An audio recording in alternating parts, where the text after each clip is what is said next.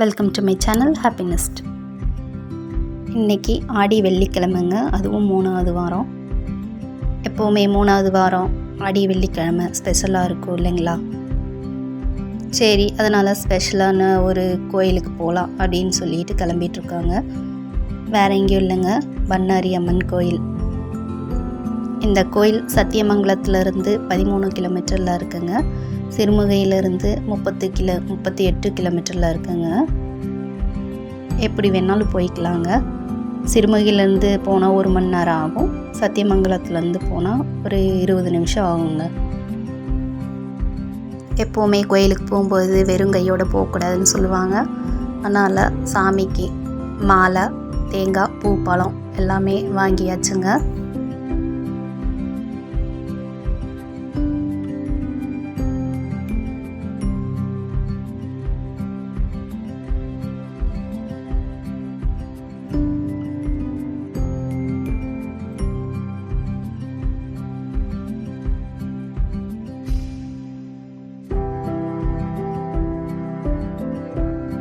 நாங்கள் இப்போது சிறுமுகை ரோட்டிலேருந்து பண்ணாரி அம்மன் கோயிலுக்கு போயிட்டுருக்கோங்க. இந்த ரோட்டில் ரைட் சைடில் பார்த்துக்கிட்டே வாங்க. ரைட் சைடில் ஒரு மலை தெரியும். அந்த மலை வந்துட்டு ஓதிமலை முருகன் கோயில் இருக்கிற மலைங்க. அது உங்களுக்கு தெரிஞ்சதுன்னா மலை கோயில் தெரியாதுங்க, மலையை மட்டும் பாருங்கள். இதுதாங்க ஓதி மலை. அந்த கிராமத்துக்கு பேர் இரும்பறை அப்படின்னு சொல்லுவாங்க. இந்த கோவிலுக்கு ஒரு ஸ்டோரி இருக்குங்க, அது இன்னொரு விலாகில் பார்க்கலாங்க. இனி அந்த மலை தெரியாதுங்க, அதை கடந்து போயாச்சு. இந்த ரோட்டில் பாதி வழிக்கு போனதும் ரைட் சைடில் ரோடு கட்டாச்சுன்னா அந்த ரோடு சத்தியமங்கலத்துக்கு போகுங்க. லெஃப்ட் சைடில் ரோடு கட்டாச்சுன்னா அந்த ரோடு பண்ணாரி அம்மன் கோயிலுக்கு போகுங்க. நம்ம லெஃப்ட் சைடில் கட் பண்ணி பண்ணாரி அம்மன் கோயிலுக்கு போகலாங்க. இந்த வழித்தடத்தில் யானைகள் எல்லாம் நிறையா வருங்க. இருட்டானதுக்கப்புறம் ட்ராவல் பண்ண விட மாட்டாங்க. ட்ராவல் பண்ணுறதுக்கும் கொஞ்சம் பயமாக இருக்குங்க. பண்ணாரி அம்மன் கோயிலுக்கு போகிற வழியில் தாங்க பவானி சாகர் டேம் இருக்குது. டேம் இங்கேருந்து கொஞ்சம் நல்லா தெரியாதுங்க. டேமுக்குள்ளே போகிறதுக்கு அந்த பக்கம் வழி இருக்குங்க. நாங்கள் அங்கே போகலை இன்றைக்கி. எங்களோட ட்ராவல் பிளான் வேறு மாதிரி இருக்கிறதுனால டேமுக்கு போகிறதுக்கு டைம் இல்லாமல் போச்சுங்க. பவானி சாகர் டேமில் வெறும் டேம் மட்டும் இல்லைங்க, ஒரு பார்க்கும் இருக்குது. சில்ட்ரன்ஸ் எல்லாம் விளாடுற மாதிரி ஊஞ்சல், பூச்செடிங்க இதெல்லாமே இருக்குங்க. பார்க்குறதுக்கு நல்லாயிருக்கும். முக்கியமாக பவானி சாகர் டேமில் மீனுக்கு ஃபேமஸுங்க. இங்கே பிடிக்கிற மீன் வந்துட்டு நல்லா வறுத்து சாப்பிட்டா ரொம்ப டேஸ்ட்டாக இருக்கும். நிறைய பேர் அங்கேயே மீன் பிடிச்சி வறுத்து சாப்பிடுவாங்க. அந்த மாதிரி விற்கவும் செய்கிறாங்க. மீனெல்லாம் ரொம்ப டேஸ்ட்டாக இருக்குங்க. நாங்கள் போன நேரத்தில் பவானி சாகர் டேமில் கொஞ்சம் தண்ணி கம்மியாக தாங்க இருந்துச்சு. ரொம்பவே தண்ணி கம்மியாக இருந்துச்சுங்க. எப்போவுமே டேம்னா தண்ணி நிறைஞ்சிருந்து நம்ம பார்த்தா தாங்க கண்ணுக்கு அழகாக இருக்கும் இல்லைங்களா? சரி வாங்க, நம்ம கோயில்கிட்ட வந்தாச்சுங்க. நம்ம கோயிலுக்கு போகலாம். இந்த டேம் ரோட்டில் இருந்து கோயிலுக்கு ஒரு 2 நிமிஷம் 3 நிமிஷம் தாங்க ஆகும். கோயில் பக்கத்துலேயே வந்தாச்சுங்க.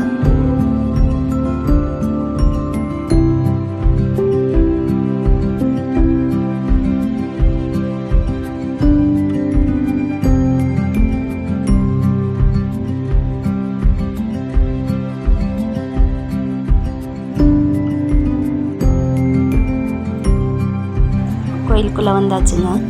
பண்ணாரி அம்மன் கோயிலில் உப்பு கொட்டுற வழக்கம் இருக்குங்க.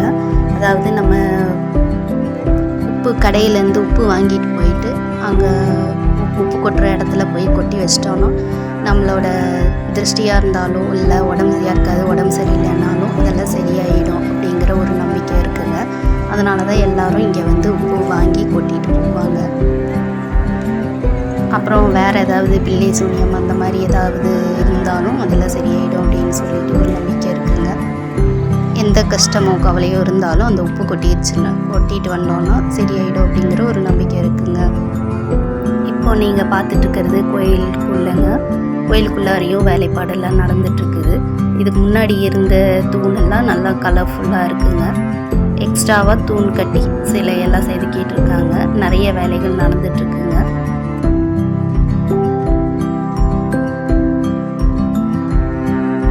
குருவாயூரில் துலாபாரம் கொடுப்பாங்க இல்லைங்களா, அந்த மாதிரி இந்த பண்ணாரி அம்மன் கோயில்லையும் அங்கே துலாபாரம் கொடுக்கறதுக்கு அங்கே வச்சுருந்தாங்க. இதுதாங்க பண்ணாரி அம்மன் கோவிலில் கொடுத்த பிரசாதம், அதாவது திருநீர். இந்த திருநீர் எல்லா கோயிலில் இருக்கிற மாதிரி பிரைட் கலரில் இருக்காதுங்க, கொஞ்சம் மங்களாக தான் இருக்கும். இந்த கோயிலில் 108 அம்மன் சிலைகளும் வச்சுருக்காங்க. அதாவது எப்படின்னா, இந்த கோயிலோட மேல்புறத்தில் குட்டி குட்டி மாடை தெரியுதுங்களா, அந்த மாடத்துக்குள்ளார ஒரு அம்மன் சிலையும் இருக்குங்க. அதாவது மீனாட்சி அம்மன், காமாட்சி அம்மன், அங்காள பரமேஸ்வரி, அந்த மாதிரி ஒவ்வொரு அம்மன் சிலையும் அங்கே சிலையாக செதுக்கியிருக்காங்க. கோவிலில் இப்போது வேலைப்பாடு எல்லாம் நடந்துட்டுருக்குங்க. புதுசாக நிறைய தூண்கள் சிலைகள் எல்லாம் கட்டிகிட்டு இருக்காங்க.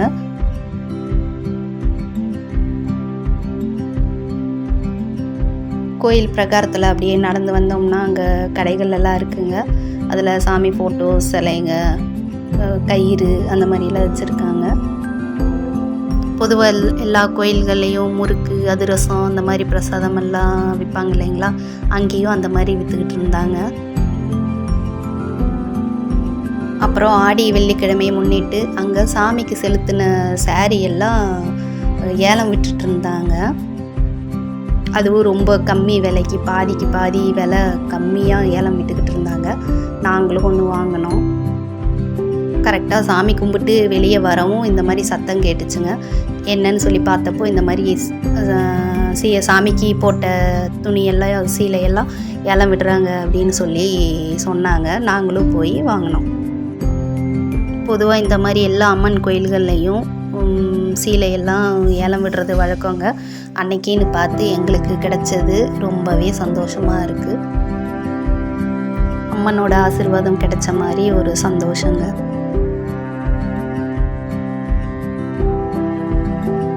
இந்த சாரி தாங்க கோயிலில் ஏலம் விட்ட சாரி நான் வாங்கியிருக்கிறேன். பச்சை கலரில் சாரி வாங்கணும்னு நினச்சி இந்த பச்சை கலர் வாங்கினேங்க. இந்த சாரியை உடுத்தலாமா இல்லை அப்படியே பீரோக்குள்ளாரியே வச்சிட்றதா அப்படின்னு சொல்லிட்டு தெரியலங்க. உங்களுக்கு யாருக்காவது தெரிஞ்சதுன்னா கமெண்ட்டில் சொல்லுங்கள்.